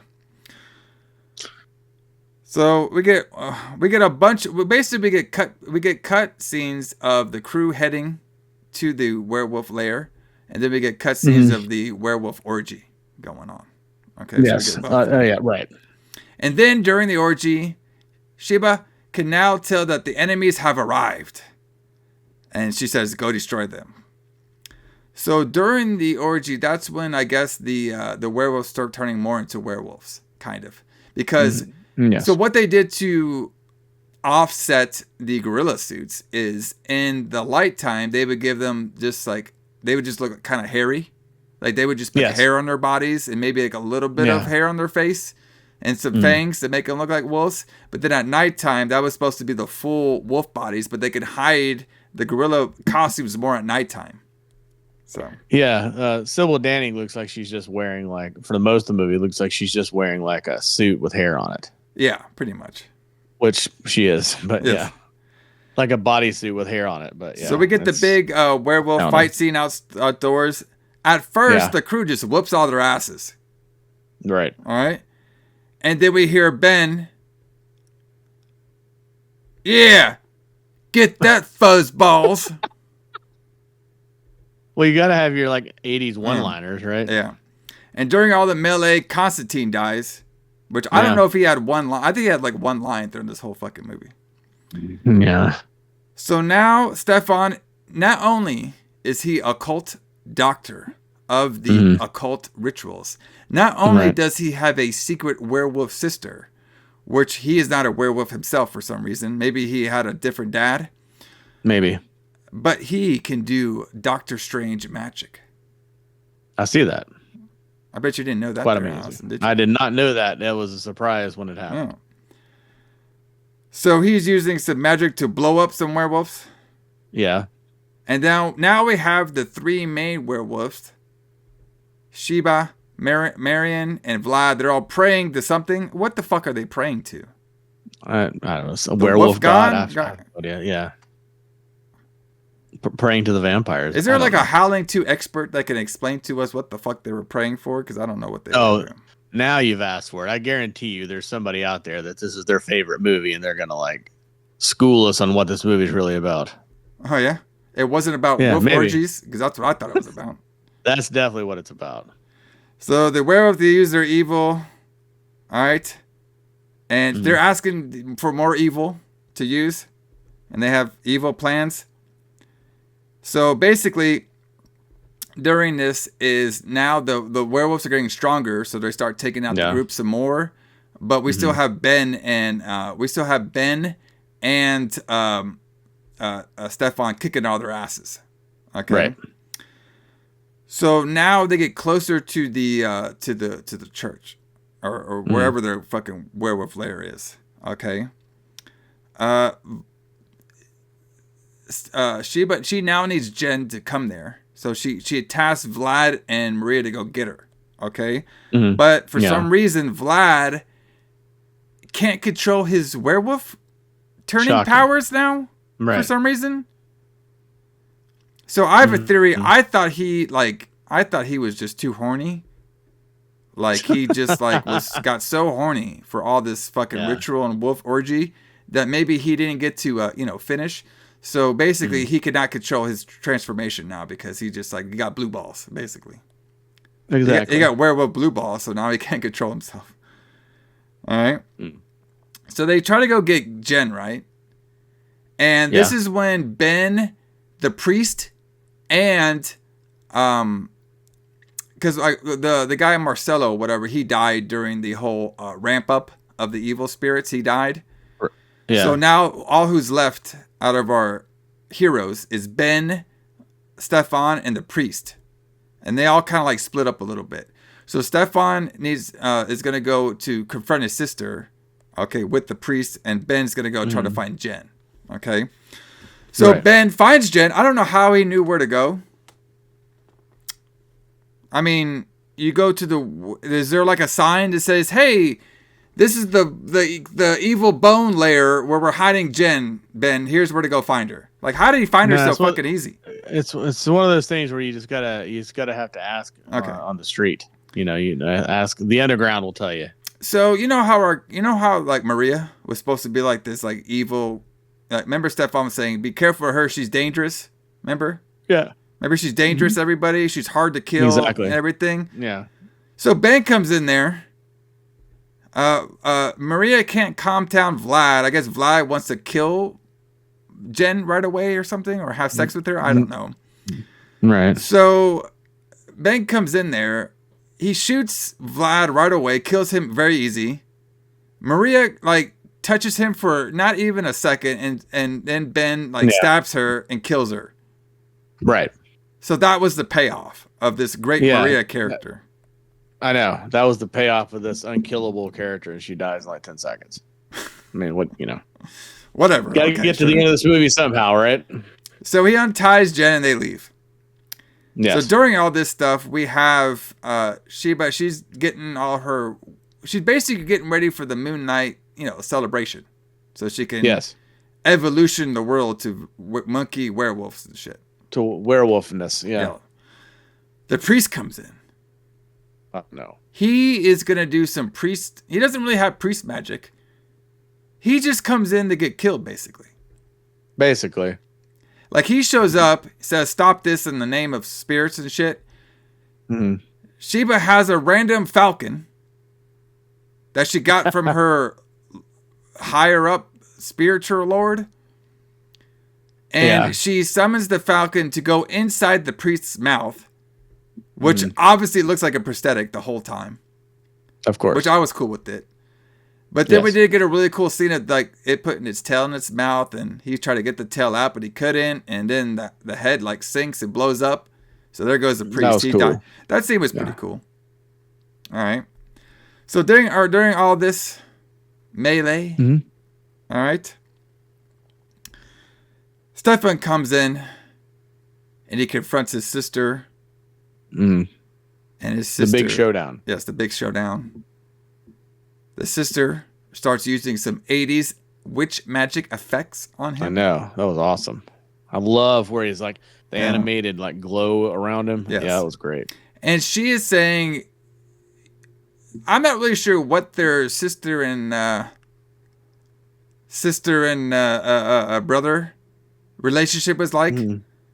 I was getting some Pornhub vibes from them. Like she was like, I got that a little bit. You could never really resist me, could you? And I'm like, what? All right. So she like, that got dark quick. She like brings him towards him, and she kept going from young to old, like her old lady to the young one. And she gets Stefan trapped to him, and now she's like, "You're gonna be mine forever in eternity, and we're gonna be one together." Like I was like, "Oh, okay, wait a minute." I think I might have seen this in a back alley before. Yeah. All right, and then he hugs her, and then this ultimate power of the werewolf god, this almighty being Sheba, gets stabbed and killed really easy. Wow. Yeah. I did think that was very, very quick ending for this evil person. There was a swerve, though. She's like, "You might have stabbed me, but now me and you are going to burn in eternity together." Yeah, of course. So that's what they do. And they do. Then, except for ending the movie right there, so we got some cool effects. No, we have to have Ben and Jen. They go up to a local Transylvania townsfolk. Ben pulls the gun on them, says, "Where's the airport?" The guy just says, "Over there." They go there. We see a quick shot of an airplane going back to Los Angeles. Ben and Jen are now at their hotel or their apartment together. They're a couple. They have one pumpkin that indicates it's now Halloween because they have one pumpkin. All right. Yeah. We got pumpkins everywhere, brother. Yeah. They got one. I know. I know. There was no budget for more than one pumpkin. They hear a knock at the door. They think it's a trick-or-treater, even though they're in an apartment complex building. Right. All right. They open the door. It's a werewolf kid. They look at it funny because, what happened to them a couple weeks ago. The kid takes some candy. He howls. He leaves. Ben's like, oh, maybe he's the kid from the neighbor next door. Jen's like, well, there wasn't a neighbor there when I left. And Ben's like, well, maybe they moved in. Well, maybe they moved in. Yeah, maybe they moved in. And then they're like, well, let's go invite them wine. And Ben's like, why are we giving them wine? And then they go.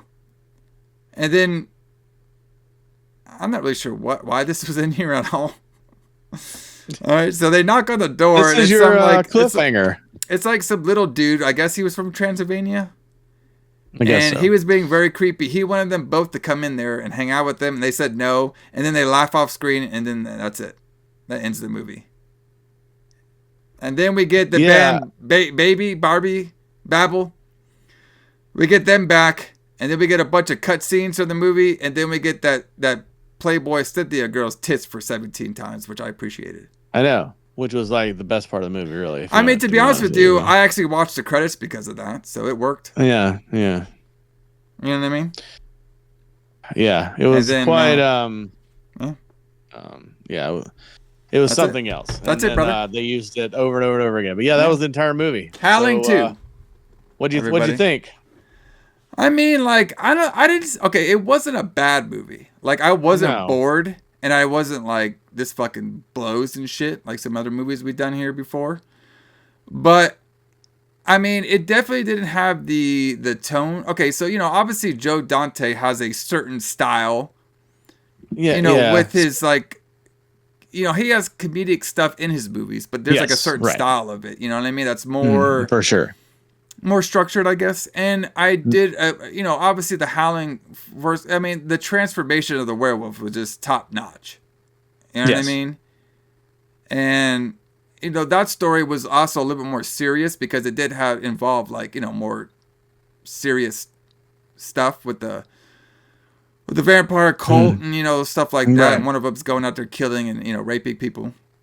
Right. But this one was more on the, cartoony side, you know what I mean? It was very cartoony, yes. Because you can tell, like you mentioned at the beginning of the show, like you can tell, like that there's a lot of time between the first movie and the second movie. So it went from 81 to 86. Yeah, well, 85 and 81, right? Yeah, but in 81 you still had that gritty horror movie vibe that most horror had, but by 85 or 86. It already started changing to this campy, like kiddie kind of. Yeah, it was more. Feel. It was okay. Basically this movie added a lot of elements that I don't think that needed to be there. You know what I mean? Like we didn't need to know that the werewolves were from Transylvania. You could have done the Queen of the Werewolves. That's fine. You know what I mean? Yeah. But all the witch magic and all, they just introduced all this magic. You know what I mean? Like all this extra stuff that like. Right. Wasn't really there on the first movie. Like, I think they should have made it a little bit more about the actual werewolves. But I guess but to be honest with you, like the production, they couldn't. You know what I mean? They didn't have the costumes to really do it. They didn't have like the right type of script to do it. So I think for what they had, they did a pretty enjoyable film. But it's definitely a little bit more on the campy side, I would say. Yeah. So I agree. But I don't know. It wasn't bad. It probably won't be on my normal rotation, but it's a fun one. I'll give it to them. I think if I was gonna change anything, I don't really like the band in there. I would have got like something different than that. So yeah, I agree. I guess that's something that was popular at the time. Yeah, but that's my preference. So no, but everybody, we're getting this Halloween Howling train going. Yeah, right? We're going. We keep on moving on because we are now going to go to another Philippe Mora special because next week we're going to be doing the Howling 3. Yeah, the marsupials. That's what it's called, the marsupials? Yes, Howling 3, the marsupials. So I heard this one. And you'll find out why. Yeah. So I heard this one. Is this the one that tells it's more in line with the book? No, I think that's Howling 4. 4, okay, gotcha. I got you. Yeah. So we're almost there. Okay. We're almost there. Yeah. So this one should be fun. Yeah, I can't wait for you to see this. Now, is this one of your favorites or no? I like Howling 3 a lot. Okay. So yeah, we'll see how it is. Yeah. So join us next week for the Howling 3. And like I said to everybody, this is our special October review month. So not only will we all be getting the entire Howling series from the 80s in this month, but we're also, me and Alison are going to come back for our sister podcast, our alternative podcast, where we get out of the 80s to talk about whatever the hell we want to. And I have challenged Alison to a no-holds street fight for watching and reviewing and talking all about Halloween H2O. Yeah, this is going to be awesome. So we're going to talk about all about Halloween H2O, while the film was made, some of the ideas before they had an idea for Halloween H2O, and some of the ideas of after Halloween H2O.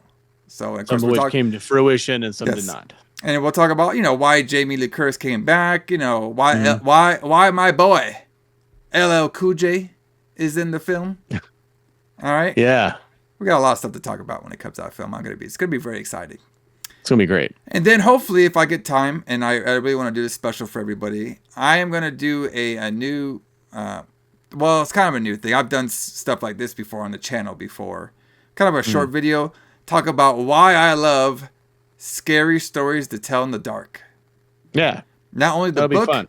I will tell you, in that review, I will talk about the movie, of course, that came out. Which is actually, for a new style horror movie, it's actually pretty good. All right? If y'all haven't seen it before. It's going to be awesome. And I'm going to talk about the books. I'm going to talk about the author of the books. And I'm going to talk about my experience with the books. And I'm going to talk about the books being, trying to get banned. They try to ban that book everywhere. Man, they try to ban everything. Which is crazy to think because, I'll talk about that when I do the review. But, I read that book. That was one of my first books that I read as a kid. But I don't remember it being banned in Florida. Maybe because Florida didn't give a fuck. You know what I mean? So I'm gonna do some more research to see if it actually got banned in Florida. But I remember every time I would go to the bookstore during library session, I would go to two books. I would go to Scary Stories to Tell in the Dark, and I would go to the Book of Frankenstein that they both had there. So, but I'll talk all about that in a very quick little review for everybody on here. I'm hoping to get that up there pretty soon. But Alison, to take us out of Halloween 2, what Van Halen song should we play for everybody? Man, let's go ahead and play Dreams. That's a big hit from the time. Let's go listen to that. Let's play that. There are some dreams going on in this movie, brother. There are big dreams that our boy would make a profit out of this movie. There was big dreams that Gary would finally get his credit and show up Dante. There were big dreams that Christopher Lee would actually like his performance in this film. But guess what? Dreams are made to be broken. Yep. When it comes to the Howling 2. J.H. Alison, James Kline. We'll see you all next week on the Retro Blood. See you guys.